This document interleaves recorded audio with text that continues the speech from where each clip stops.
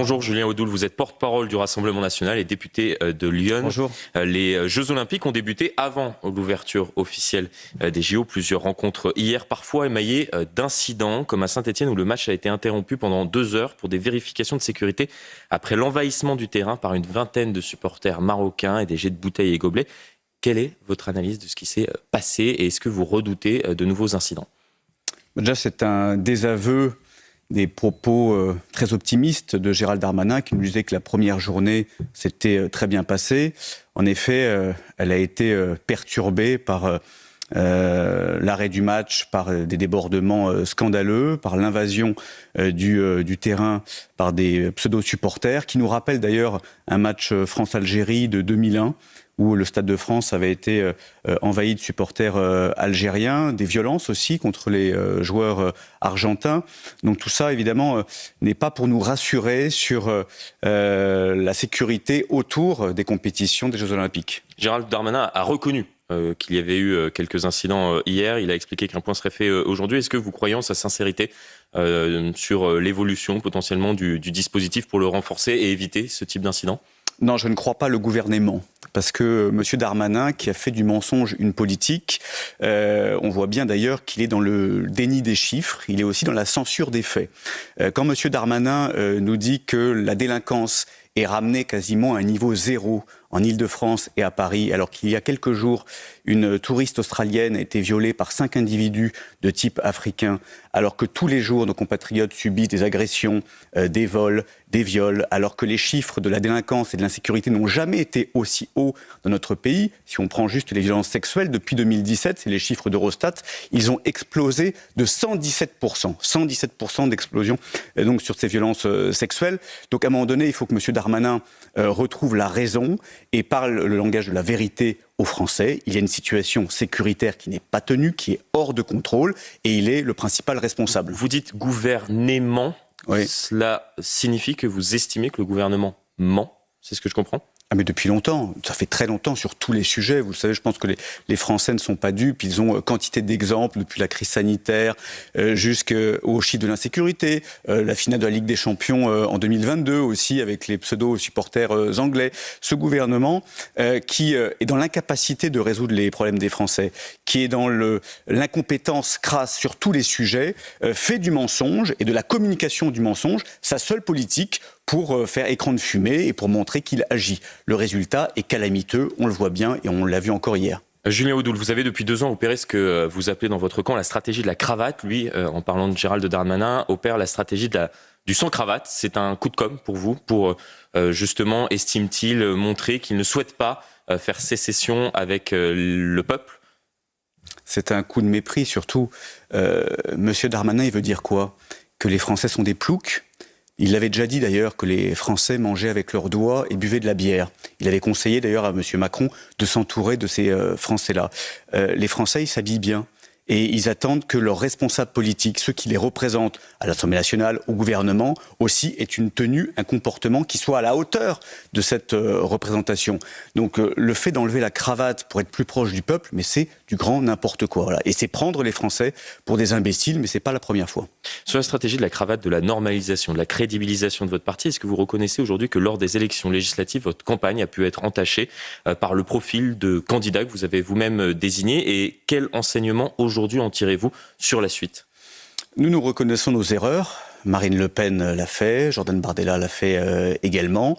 On ne se cache pas derrière des excuses. Il y a eu effectivement des dysfonctionnements concernant les investitures de quelques candidats. Encore une fois, c'était quelques candidats sur près de 1200 candidats avec les suppléants. Nous allons y remédier parce que les Français attendent de nous que nous soyons encore plus sérieux, plus performant, plus crédible pour incarner l'alternance. Nous le devons aux Français, effectivement, ce travail, parce que nous, on nous pardonne rien. Vous savez, la moindre erreur de notre part fait les gros titres. Quand vous voyez que des fichiers S à la France Insoumise peuvent être candidats, peuvent être soutenus par ces partis-là, que des antisémites, des homophobes sont encensés par les partis de gauche et d'extrême gauche, et que ça ne crée aucun tumulte et aucune réprobation, on voit bien qu'il y a un deux poids, deux mesures. Vous avez évoqué les fichiers S. Une députée de la droite républicaine propose aujourd'hui justement de déposer une proposition de loi pour interdire le fait que nous puissions dans notre pays élire un fichier S. Vous en pensez quoi ? quelle hypocrisie de la part des Républicains. Ces gens-là, en fait, sont... Est-ce que vous pourriez soutenir cette proposition de loi ? J'aimerais dire un mot sur les Républicains. À aucun moment, ils n'ont soutenu la candidate du Rassemblement national face à Raphaël Arnaud, ce triple fiché S d'extrême gauche. À aucun moment, ils n'ont voulu faire barrage à l'extrême gauche lors des élections législatives. Et aujourd'hui, ils se drapent donc de tenues vertueuses sur la responsabilité, sur les valeurs, sur l'autorité, pour combattre LFI. Mais tout cela, encore une fois, est de la poudre aux yeux, tout ça c'est du mensonge, et c'est même de la trahison. Moi j'aurais aimé que Mme Duby-Muller, effectivement, fasse le choix de l'autorité et des valeurs lors de la campagne des législatives. Au contraire, elle a préféré avoir les voix de la gauche et de l'extrême gauche. Donc je pense que les Français, encore une fois, voient bien qui les protège et qui les défend face à une extrême gauche qui est dangereuse. On voit bien leur comportement, on voit bien leur antisémitisme, la violence qu'ils véhiculent dans le pays. C'est certainement pas LR qui a toujours profité des voix de l'extrême gauche, qui n'a jamais combattu ce parti, qu'on va se tourner pour combattre M. Mélenchon. Mais en tout cas, est-ce que vous pourriez potentiellement voter cette proposition de loi sur le fond, dans le cadre d'une niche parlementaire? Sur le fond, c'est évidemment choquant. Une personnalité qui est une menace pour la sécurité intérieure, qui est triple fiché S. Mais moi je le dis, où effectivement cette personne, pour tout un tas de raisons, ne devrait pas siéger à l'Assemblée nationale, qui est la maison du peuple, qui est la représentation nationale. Vous avez quantité de nos citoyens, compte tenu d'un passé judiciaire, qui ne peuvent pas se présenter, et cette personne qui constitue une menace pour la sécurité intérieure, pour la sécurité de nos concitoyens, aujourd'hui est représentant du peuple. Il y a évidemment un problème. Vous souhaitez proposer l'abrogation de la réforme des retraites lors de votre niche parlementaire qui aura lieu fin octobre. Cela ne vous poserait aucun problème de pouvoir voter l'abrogation de cette réforme avec les voix du nouveau Front populaire? Vous savez, nous on voit déjà l'intérêt des Français. Ça a été une proposition de Marine Le Pen. Nous avons combattu la retraite à 64 ans de M. Macron parce qu'elle est injuste socialement, inefficace économiquement. Et nous attendons effectivement que toutes les formations politiques responsables qui ont à cœur de défendre l'intérêt des Français puissent se joindre à cette proposition de loi qui sera déposée dans le cadre de notre niche parlementaire. J'explique en 2 mots. Tous les groupes politiques peuvent déterminer l'ordre du jour de l'Assemblée nationale sur une journée. Et nous avons l'honneur d'ouvrir le bal des niches parlementaires le 31 octobre prochain. D'où viennent ces voix pour pouvoir abroger cette réforme des retraites? Mais bien sûr. N'allez pas regarder au cas par cas? Nous, contrairement aux autres, nous ne disséquons pas les partis politiques, les groupes politiques qui déposent des amendements, des propositions de loi. Nous regardons l'intérêt de la France et des Français. Et l'intérêt de la France et des Français, c'est effectivement de revenir sur cette réforme injuste. Qu'est-ce que vous pensez de la proposition du nouveau Front populaire de nommer Lucie Castet à Matignon? Je vois comme une volonté d'imposer une minorité. Le Front populaire est minoritaire à l'Assemblée nationale. Ils ne l'ont pas encore digéré, ils ne l'ont pas encore accepté, mais c'est un fait. 190 députés, ça ne fait pas une majorité. Donc Mme Castet, comme tous les autres candidats à Matignon de l'extrême gauche, sont, nuls et non avenus. Ils n'ont aucune légitimité. Et on voit bien qu'à force d'essayer de se montrer majoritaires alors qu'ils sont minoritaires, ils imposent une sorte de tyrannie qui rappelle un petit peu d'ailleurs le coup des bolcheviks en 1917, qui étaient minoritaires, qui ont pris le pouvoir par un coup d'État. On sait comment ça s'est terminé malheureusement. Olivier Faure a adressé un courrier au Conseil d'État pour pointer les actions réglementaires, je le cite, du gouvernement démissionnaire. Comptez-vous faire de même, puisque c'est un sujet que vous avez notamment évoqué durant l'entre-deux tours de ces législatives? C'est un sujet effectivement qui a interpellé beaucoup de Français. On avait senti qu'il y avait un vent de panique dans le pouvoir, qui avait envie de recaser, de nommer ses petits copains à des postes clés dans la perspective d'une arrivée au pouvoir du Rassemblement national. Nous, on va surtout travailler pour préparer cette alternance que veulent les Français. On va se concentrer avec nos députés qui sont nombreux et qui constituent encore une fois le premier groupe à l'Assemblée nationale et sans qui rien ne peut se faire. Je tiens à le redire, à l'Assemblée nationale, nous sommes les maîtres des horloges. Nous allons déterminer quels textes peuvent passer et quels textes doivent être repoussés. Et nous sommes déterminants, quoi qu'en disent les oppositions au Rassemblement national, quoi qu'en disent d'ailleurs ceux qui ont voulu nous exclure du bureau de l'Assemblée nationale. Est-ce que justement, vous jugez que c'était un processus antidémocratique? Vous avez presque reçu le soutien, j'ai envie de dire, du président de la République qui s'est exprimé sur cette question il y a 2 jours en dénonçant le fait que le Rassemblement national n'avait aucun poste clé au sein de l'AN. C'est un scandale démocratique, il faut bien le dire. C'est 11 millions de Français qui ont été mis de côté. C'est 11 millions de Français qui sont invisibilisés.